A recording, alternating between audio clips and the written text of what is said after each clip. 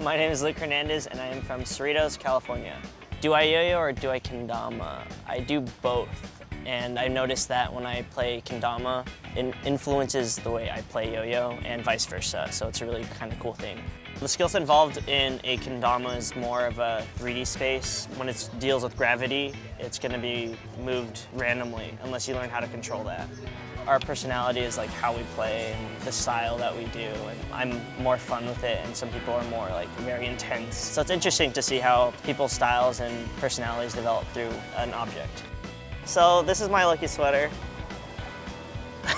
believe it or not, and I wear it because I see people's impressions, like you guys are smiling right now. Frozen's for boys too, right? What do I love most about kendama? Just the friends that I meet. That's probably the coolest thing, and really connect with them through such a simple thing.